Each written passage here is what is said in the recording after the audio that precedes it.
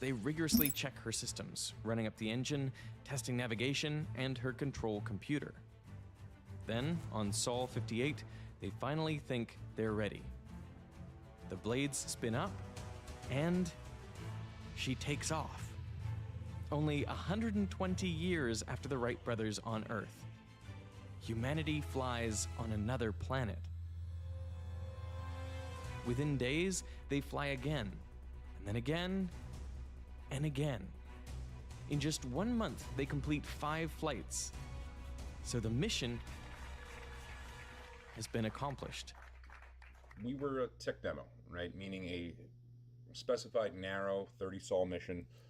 Get in, get out, we're done, right? We go to a bar and party, and that should be the end of it. But with success comes new expectations. NASA tells them to keep going. Ingenuity's new mission is to assist Perseverance in the search for evidence of ancient life on Mars. So she will scout ahead, gathering data in areas too risky or costly for the rover to explore. For the team, this is great news, but it's also a problem. There was no guarantee, after Flight 5, we may be dead by Flight 7, right? We may be dead by Flight 10. We were kind of thrown into the deep end of the pool. We had no processes or no plans developed for such a thing. Until now, every flight had been carefully planned. They've all started from an area selected and analyzed by both satellites and the Perseverance rover itself. These flights were tested hundreds of times in JPL's wind tunnel and tens of thousands of times in simulation. But now that they have to keep up with the rover, they're flying into the unknown. Now, flying the helicopter isn't easy. At its closest, Mars is 56 million kilometers from Earth, which means there's at least a 6-minute round-trip communications time delay, which is way longer than Ingenuity's 2-minute maximum flight time, so she has to fly autonomously. So what happens is the pilot programs in a route, and Ginny does the rest. But to start, JPL first needs to know exactly where she's located. You might think that they would use GPS, but for GPS to work on Earth, you need at least 24 satellites for full coverage. And around Mars, there are only 7 satellites total, so Ingenuity can't use this method. So instead, what she does is far simpler. We have 2 cameras, a forward-facing 13 megapixel camera, and then the one pointing down is the one that we use to navigate. The navigation camera takes 30 black and white images per second. Ingenuity's computer analyzes the image and identifies features on the surface. You can think of it sort of like an optical mouse. Like your optical mouse is on the mouse pad. It doesn't know where on the mouse pad it is, but when you move to the right, it knows you moved to the right. Because what it's doing is it's looking at features on the surface of the mouse pad and watching them move under its field of view.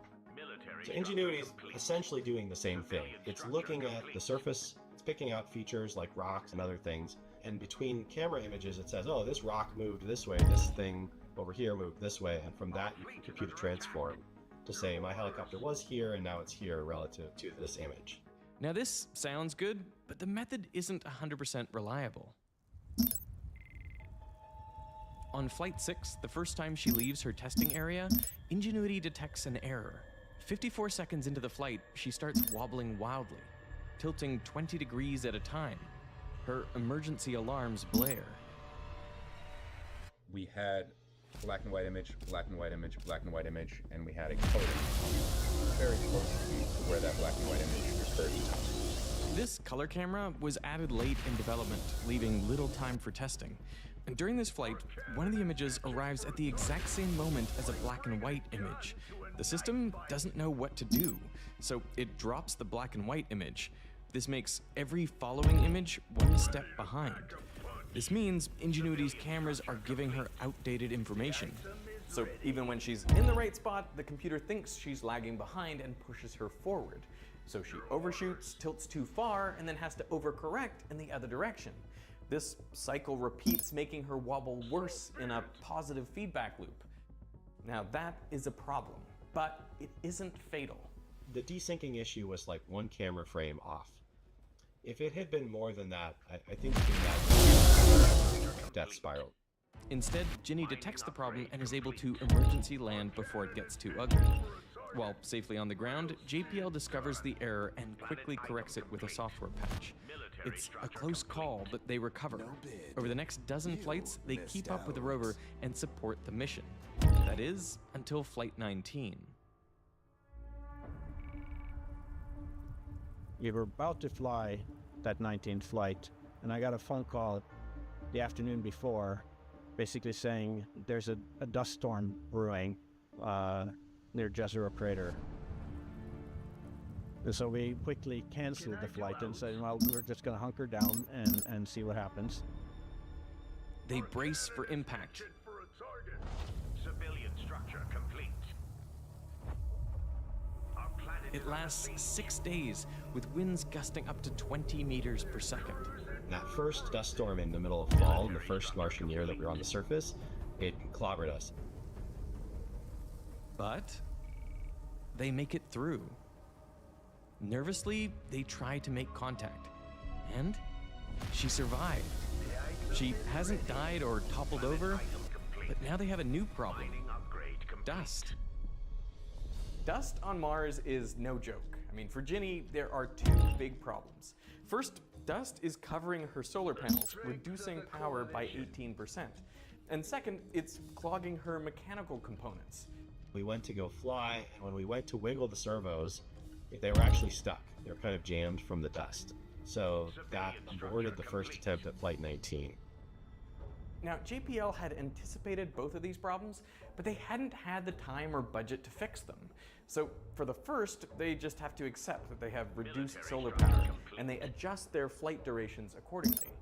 For the second, they find a workaround by repeatedly wiggling the servos until the joints clear. So she's able to keep flying, albeit wounded. And survival isn't getting any easier. See, every Martian night, the temperature drops precipitously. My friend Alex from the channel Astrum describes it well. With less atmosphere, Mars became far worse at retaining heat. When the surface starts to cool, there is no air to catch the escaping warmth. It is at the point where, if you were to stand on the planet's equator during its warmest time of the day, your feet might feel 23 degrees Celsius, while at your head, it would be 0 degrees Celsius. This means between day and night, Mars has some intense temperature swings. Temperatures there now range from highs of around 27 degrees Celsius down to a freezing minus 133 degrees Celsius at night. If you want to learn more about how this leads to entire planet-covering dust storms, Astrum has a whole video on the Martian climate. So these massive shifts in temperature are happening all the time. But as Ginny's mission progresses, Mars gets farther away from the sun and enters the Martian winter. So it gets even colder at night, which is a problem. Many of Ingenuity's key electrical components are hand soldered, and big temperature swings cause expansion and contraction of this metal, and so that can eventually break these connections. Also, inside the batteries, a liquid electrolyte solution allows lithium ions to move between the cathode and anode during charging and discharging. But if this solution freezes, JPL fears that the whole thing will stop working entirely. So what they do is keep all the components sensitive to the cold inside a warm box, which has resistance heaters that run during the night. You might spend 25 or 30% of your battery flying, and the other 60 to 75% is all just staying warm at night. The problem is, the colder it gets, the harder the heaters have to work. And if they can't keep up and the batteries cool too much, they become less efficient. So they supply even less power to the heaters. Performance can continue to degrade in a vicious death spiral. On the morning of May 3rd, the team at JPL goes about a normal day. They check the data from the previous downlink, nothing. They try pinging Ingenuity, still nothing. Have they finally lost her?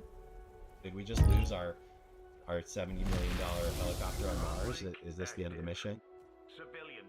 We thought this was it, so let's just make sure before we close the door on Ingenuity we thought of everything. Easily done. We'll just keep working through it. They run through all the possible problems until they narrow it down to just one. The way she was designed, Ginny has an alarm clock that wakes her up. It stays awake for 15 minutes. If it doesn't hear anything after 15 minutes, it goes back to sleep, and it doesn't wake up until the next alarm.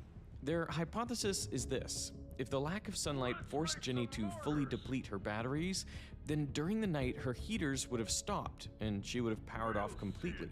When the sun rises, as long as her essential components still function, she may recharge enough to wake up. Only now her clock will have reset. So they run the calculations.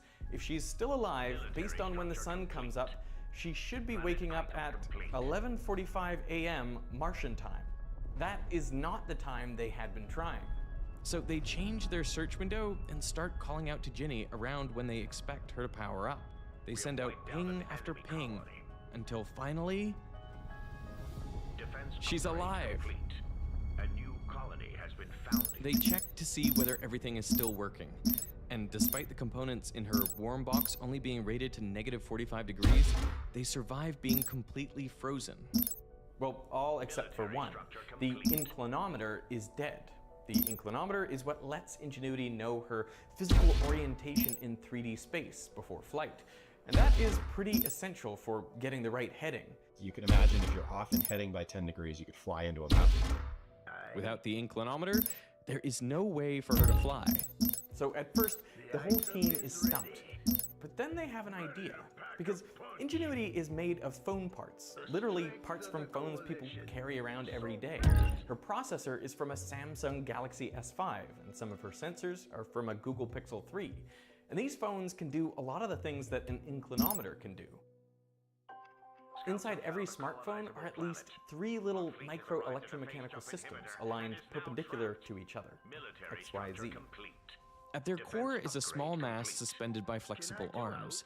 They work like springs and follow Hooke's law, F equals minus kx, where force is proportional to displacement. The mass also follows Newton's second law, F equals ma. If you combine these equations, you get A equals minus kx over m, which links acceleration and displacement. Surrounding the mass are fixed arms. When a voltage is applied to the mass and arms, they form a capacitor, where epsilon and A stay constant, but as the mass moves, the distance between them changes with x. This alters the capacitance, which becomes more noticeable with multiple plates, hence why they have so many little arms.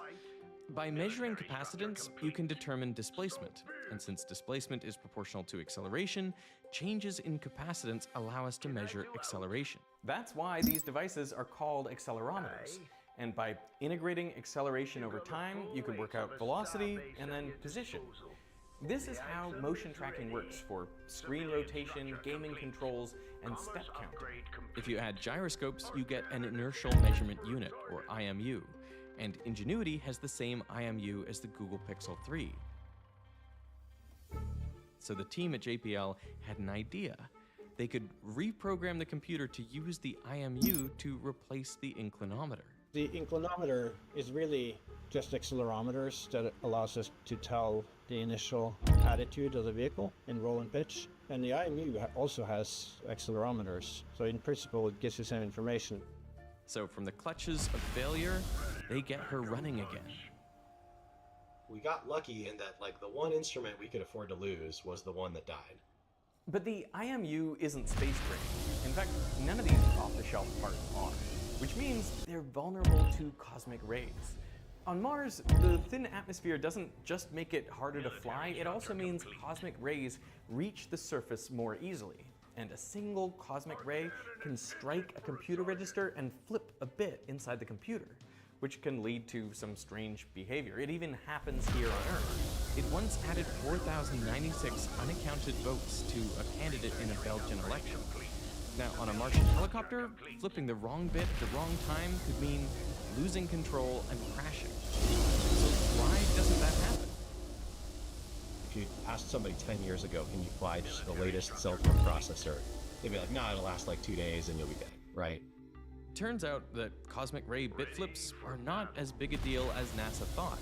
The off-the-shelf components hold up way better than they expected. And this is an important finding. Rather than going through all of the development cost of building up a processor from scratch to be radiation tolerant. What we're finding is you get a lot better bang for your buck by just going and basically buying batches of different processors and just qualifying them. That means throw them through a radiation test campaign, look at the failure rates, and figuring out, hey, this guy, we don't know why, but for whatever reason, this processor over here is great. It holds up, so we'll fly that. Now, using these surprisingly robust off-the-shelf parts, they survive the rest of the winter, but they're only barely able to stay within the communication range of the rover. Springtime came. Yeah, exactly. Birds were chirping on Mars. Yeah. Talk about spring optimism, right? Like coming out of winter. With the increased sunlight, they can now fully recharge and return to their scientific mission. Over the next 41 flights, they image craters Perseverance can't make it to. They capture stunning images of the Martian horizon from above. They conduct daring aerodynamic tests, and they begin to push the limits. They want to fly faster, but the faster they go, the quicker features move across the camera's field of view. And the vision navigation system just can't keep up with that. So JPL comes up with a solution. They fly higher. Then they can expand the field of view, which means features will move more slowly through frame. So from an initial goal of a 10-meter altitude, they go up to 24 meters. And as a result, they're able to go from flying at 2 meters per second all the way up to 10 meters per second. We set speed records, distance records, altitude records, just everything we could think of to push that flight envelope on Ingenuity. Really make the most of this once-in-a-lifetime opportunity of having a helicopter on Mars. Everything is going swimmingly. Ginny and Perseverance have made it all the way to Neretva Vallis, a river delta in Jezero Crater. But on Flight 71, there's a new problem, and it's worse than any of the ones that came before. Now, Ingenuity's only scientific payload is a camera, so she's taking hundreds of photos a day and sending them to JPL. And she's not alone. Perseverance does the same, including this selfie with Ingenuity. Honestly, they're the most chronically online duo on Mars. We always know exactly where they are, what they're up to, and they're constantly sharing photos. But really, how different is that from us? I mean, we spend most of our lives online, constantly sharing data. Except in our case, that data doesn't just sit in a NASA archive. It gets bought, sold, and used in ways we're not always aware of. That's why I've been using today's sponsor, Incogni. I created my account a year ago, and since then, they filed over 300 requests on my behalf, resulting in my data being removed from over 100 marketing and spam databases. If I tried to do that myself, it would have taken around 230 hours, literally weeks of work.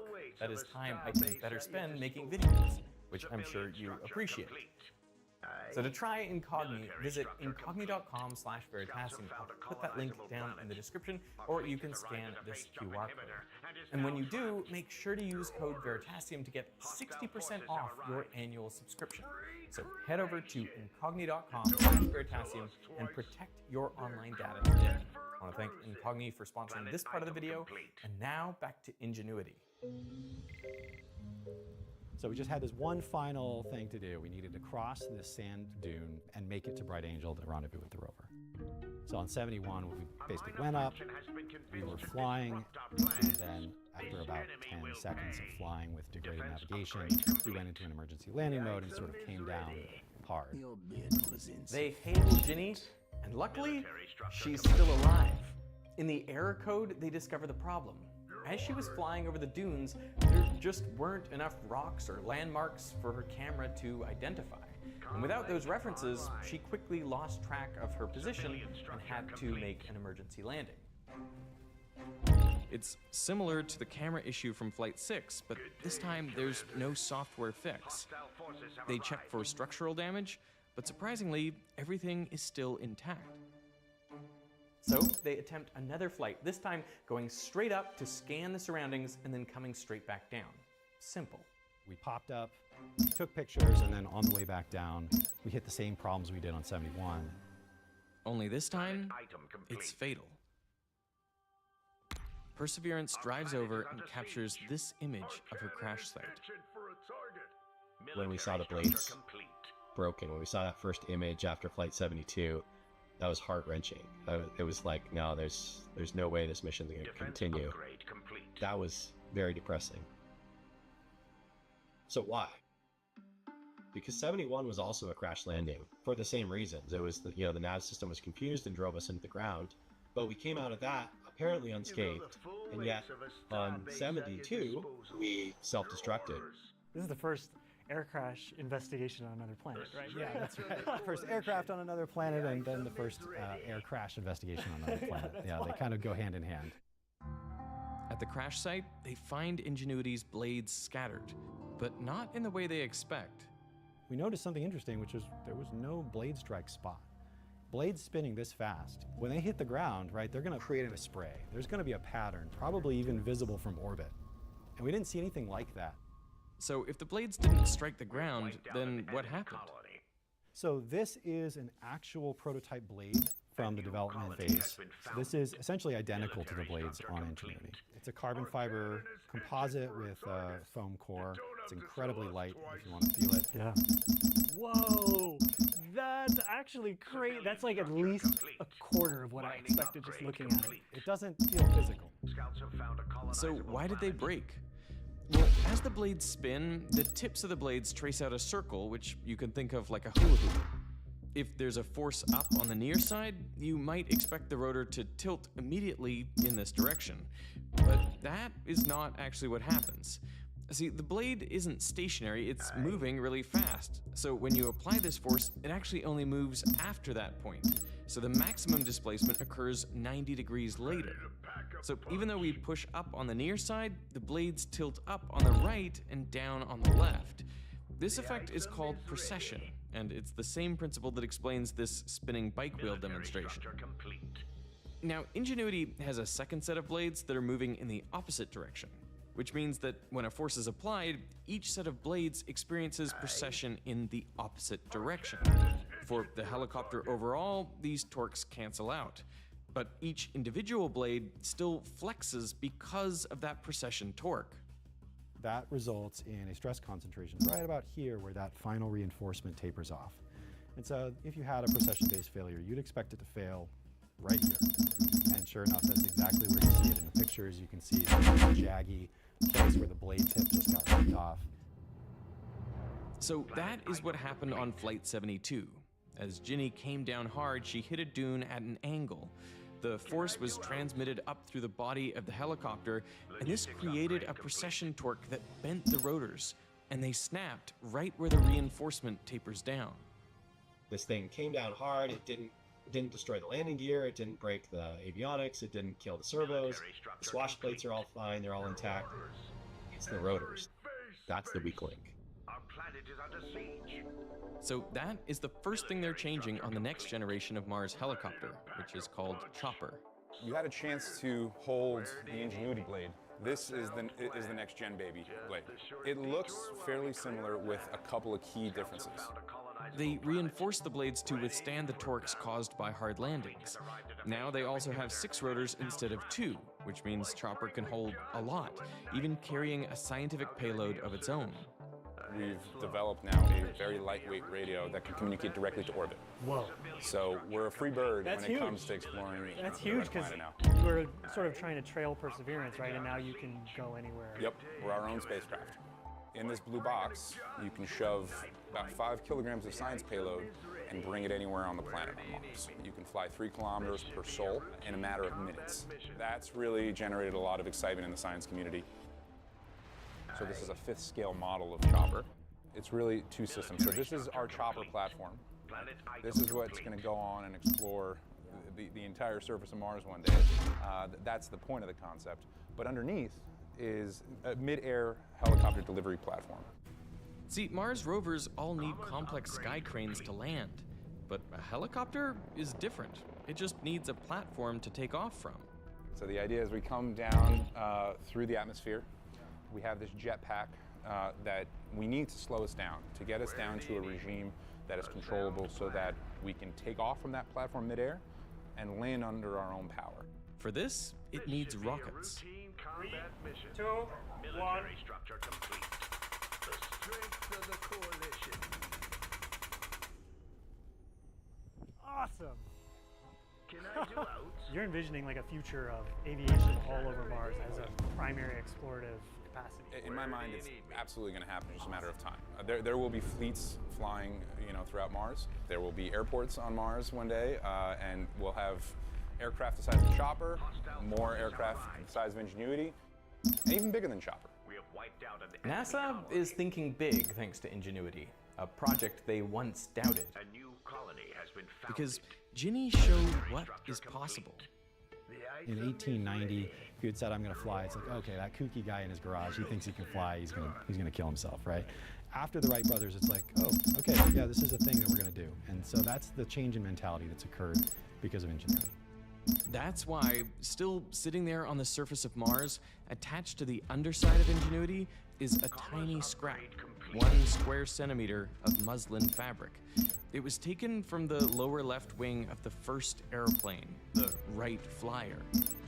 From the first flight on Earth to the first flight on another planet. From Ingenuity's grave on Mars, her spirit lives on. Except she isn't quite dead yet. She's acting as a weather station now, capturing photos every day, capturing temperature measurements every day, something no one would have ever predicted before Flight 72, that if things don't go well, would you still have a functioning spacecraft? So she's a tank. The team couldn't be more proud of what Ingenuity's accomplished. Our cannon is itching for a target. Military structure complete.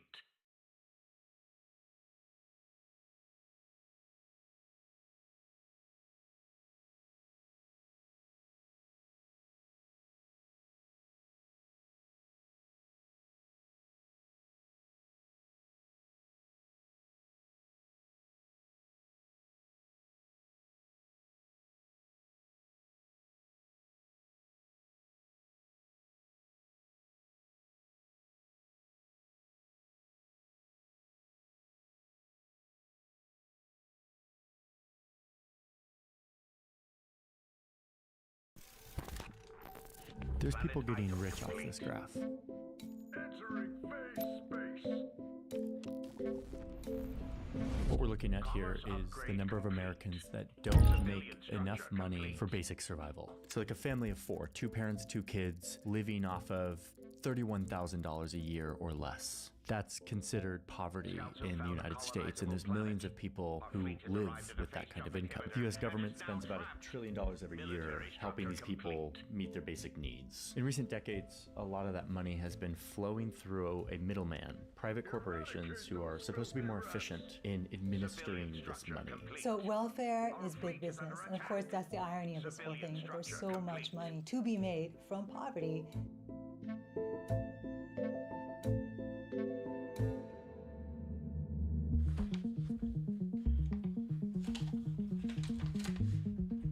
Now, this is not easy stuff to understand. We're talking about government welfare programs and bureaucracy. Sometimes they're intentionally hard to understand, and these corporations don't really want to be known by anyone. But if you start to dig, which we've been doing, and you look deep enough into this, you start to see what all of this actually looks like, who's actually getting rich, what the incentives are within this system, where the loopholes are, and whether or not this is actually benefiting the people that it's designed to benefit. So in this video, I'm going to show you who gets rich off the poor, and I'm just going to do a few case studies that demonstrate how this works. I'll be making a list of examples here, going from what I see as the least egregious abuse of this system to the most. I am bracing myself to get sued or intimidated by the companies that I'm calling out in this video, because that's how a lot of these powerful shadowy companies work. So as always, every assertion in this video is rigorously fact-checked and in my sources. Lawyers, go check that first before you send me your cease and desist order.